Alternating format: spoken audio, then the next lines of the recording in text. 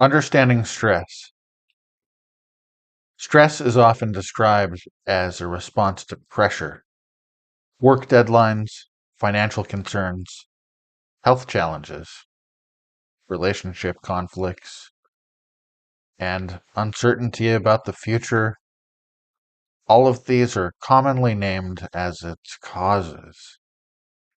And from this perspective, stress appears to be something imposed from the outside, an unavoidable reaction to circumstances, which, hey, these circumstances are beyond our control. And while this description is not wrong, it might be incomplete. People exposed to similar conditions often experience very different levels of stress. One person might feel overwhelmed, anxious, or depleted, yet another person in that same situation feels challenged but relatively steady. This kind of variation suggests that stress is not produced by circumstances alone. How experience is interpreted, how it's organized and related to, also plays a big central role. Non-duality-based stress reduction begins from this observation. Stress as more than a threat response. From a biological standpoint, stress involves activation of the nervous system in response to a perceived threat. This includes changes in heart rate, muscle tension, breathing, even hormone release, and the narrowing of attention. These responses are adaptive and usually in short bursts, but they help us respond quickly. They help us respond quickly to danger and to mobilize energy when it's needed. Problems arise when this system remains activated long after the immediate threat has passed. Chronic stress often persists even in the absence of acute danger. People may feel tense while sitting safely at home. They might feel anxious while doing perfectly normal routine tasks. They might feel exhausted despite having actually pretty adequate rest. In these cases, in these cases, stress is no longer a response to what's happening now. It has become a pattern. NDSR views this pattern not only as physiological dysregulation, but also as a form of identification. Identification and the experience of stress. Identification refers to the way thoughts, emotions, sensations, and roles are experienced as belonging to the solid central me. When experience is organized around this sense of a self, challenges are often felt as personal threats. Thoughts such as, I can't handle this, something is wrong with me, or this shouldn't be happening. Thoughts like that amplify the nervous system's stress response. And this process is usually automatic. It doesn't require a willing conscious belief or a deliberate pep talk.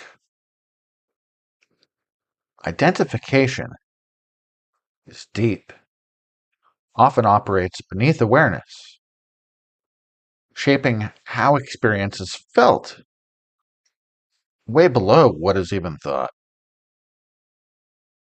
From this perspective, stress is not only about what is happening, but about how closely experience is fused with a sense of self, one that must manage, control, or defend against. This does not imply that stress is imagined, exaggerated, or all in the mind. Sometimes there's really a tiger there. Sometimes there's really actually a threat.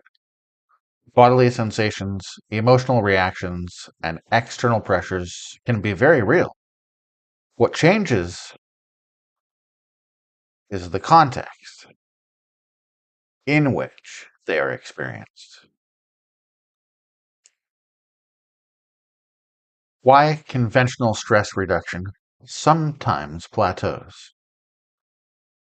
Many effective stress reduction approaches aim to reduce symptoms, improve coping strategies, increase relaxation, train your focus, and encourage cognitive reframing. These methods can be extremely helpful.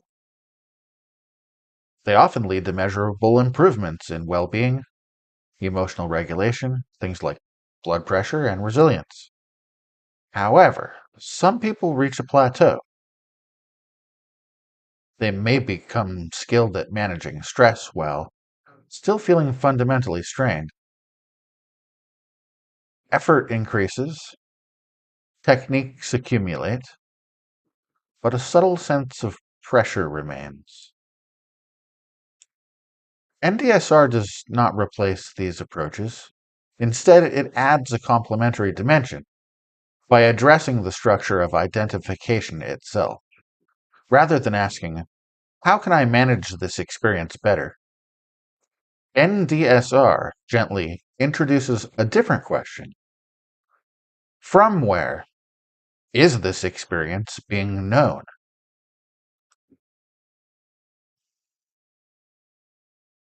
Awareness as context rather than tool.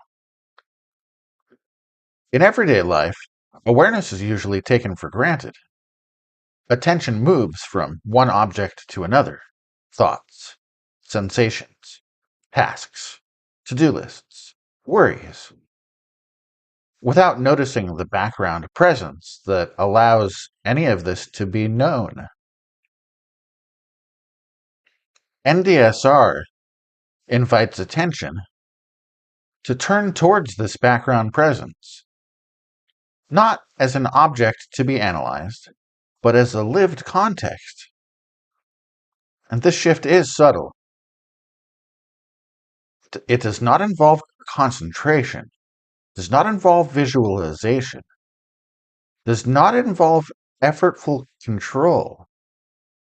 It involves recognizing what is already present prior to stress reactions, before thoughts, underneath the emotions. When awareness is recognized as context rather than as something contained within the self, experience often feels less compressed. Stress may still arise, but it no longer gets experienced as happening to a central entity, one that must immediately respond. This shift does not eliminate responsibility. It does not cancel out decision making or engagement with life. It simply changes the felt relationship to experience itself.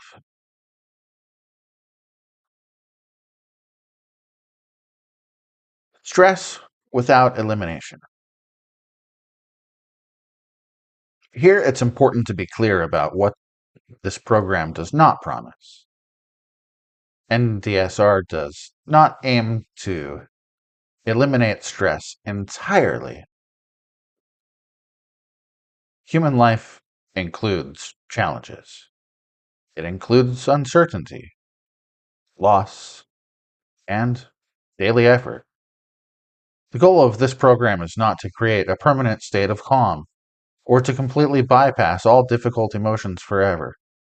Instead, NDSR aims to reduce unnecessary suffering, particularly the suffering that comes from rigid identification and chronic resistance to experience.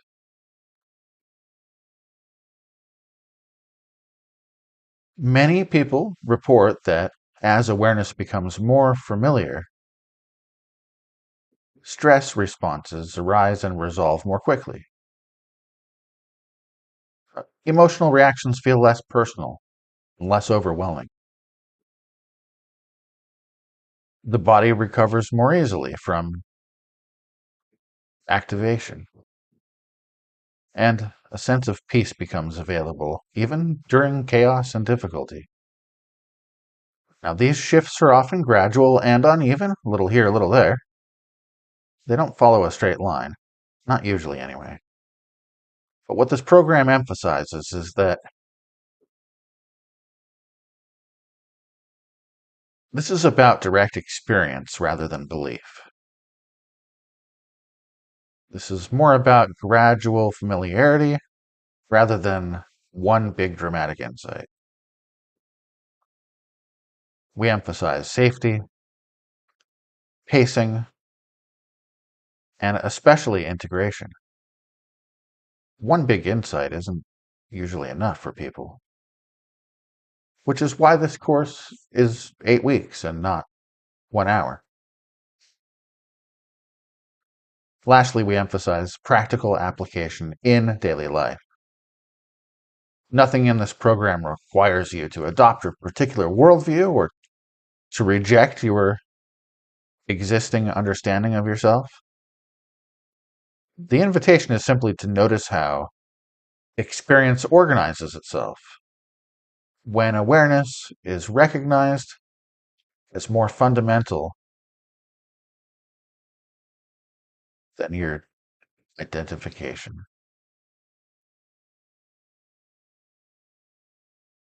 Next, we will introduce this approach more precisely and safely, beginning with a clearer distinction between awareness, attention, and experience itself.